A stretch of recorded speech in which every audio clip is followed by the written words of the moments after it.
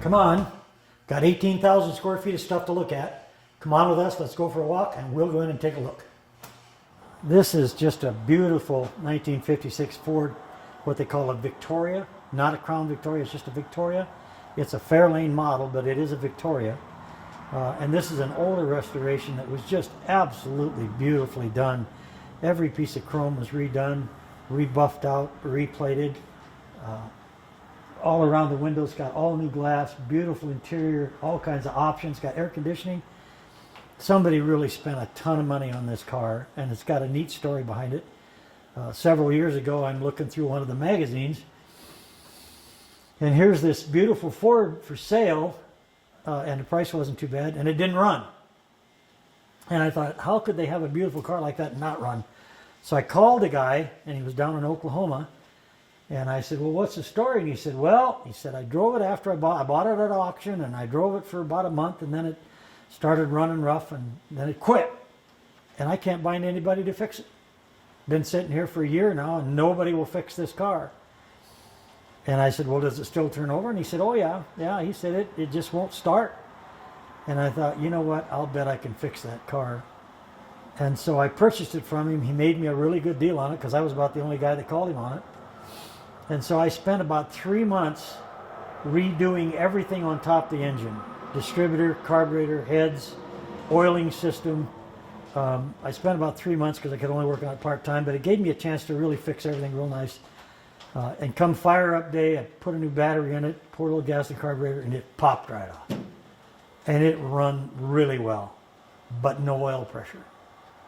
But oh my God, no oil pressure. So I drained out all the oil, run some stuff through it, and I noticed it had quite a bit of sludge in the oil galleries. So I cleaned all that out and put all new oil in it, and I put some Rizlone in it, supposed to help build your compression. Compression went to 5 pounds. And I thought, well, we're getting somewhere. And I thought, well, I'm just going to drive it till it blows up. So for about 2 months there, I drove it every day. I would drive it down to Hermosa and back. That's about 30 miles, 15 down and back. I'd drive it once a day down there and back. I did that for about 2 months. And by the end of the 2 months, I had 50 pounds of oil pressure. Motor was just sludged up something fierce. And so I just kept changing oil, and this is just a sweet running little car.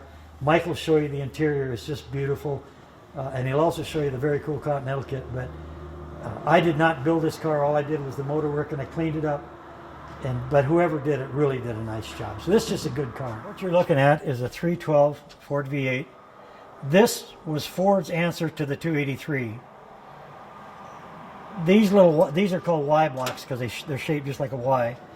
And they made them for many years. They started making them in 1954 was the first year. I think it was a 239.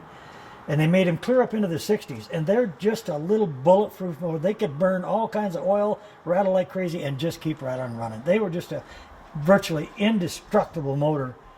And you just had to keep oil in them and keep them lubed up, and they would run forever.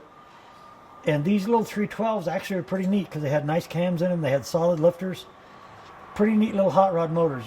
Guys raced them a lot, and you could really make them run. And so that's what this is. This is a 56 312 V8 known as a Y block. This is a 1946 Ford sedan delivery. This is basically a car. Has a little bit of a back end like a pickup on it, but it's a car frame, car front end. Again, this is not a panel truck. Panel trucks have 2 doors. Sedan deliveries only have 1. They're just the handiest little rig, and they're so much fun to drive. This has got a flathead V8 in it, a 1953 flathead V8, which is like a 231 or 234 or something. And it's just a sweet running little car. 3-speed standard transmission on the column. Everything on this car is original except the motor. All the side chrome, the window glass, interior, dash, motor is not stock. Transmission, axles, brakes, everything is all original except the motor. And I built this car. It was one of them, just put it together and make it look nice and drive it, and we've driven it. And I grew up with flathead V8s, and I just love flathead V8s. And this is the only one we have left. So it's very special to me. So, oh, wait a minute, I've said that before, haven't I? Yeah, sorry. 1933 Dodge. What you're looking at is something that's very, very rare. This is a real sedan delivery. This is not a panel truck. You can tell the difference between the two because a sedan delivery has one door in the back and a panel truck has two. These are very rare, very difficult to find. We've owned it for approximately 40 years, Peggy and I. I built this car from the tires up. It is a street rod. It's one of our 4 street rods. It's got a 350 in it with a turbo 350 automatic. Got a Mustang rear end. It's got the original front suspension rebuilt.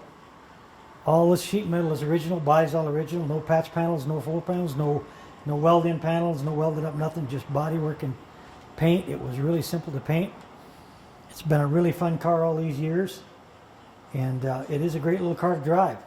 Gets a lot of attention. Like I said, it's really rare. What you're looking at is a 1932 drag car. My brother and I actually raced this car in 1962. I believe we raced it until 64. Pretty crude back then, even way more crude now. And of course, it's got a chop top and it's been channeled over the frame. It's got a custom built frame. This is a 371 Olds V8.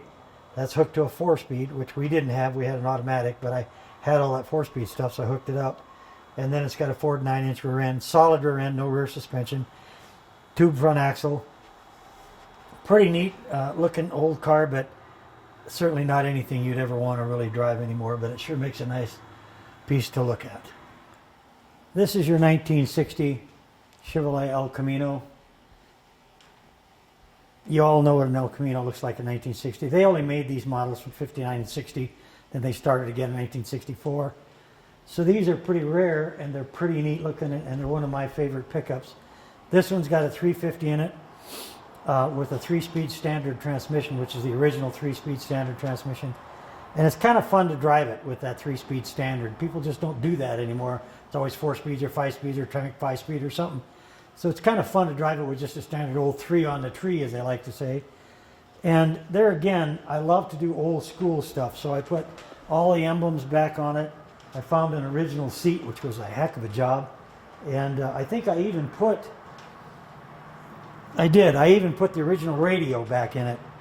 And so everything on it has been redone. All brakes, steering, rear axle, everything on the engine's redone. New glass, typical floor pan rust, which we replaced. But it's there again, this is one of my favorite cars for cruising around town. I drove this for about a year after I built it over the summer, and just had a blast with it. And you know how neat, how rare they are, and this is just a good version of that. This is a 350 V8, which in 1959 all they had was the 283. The 327 didn't come out until in the 60s. I'm talking 62, 63. This is a 1960.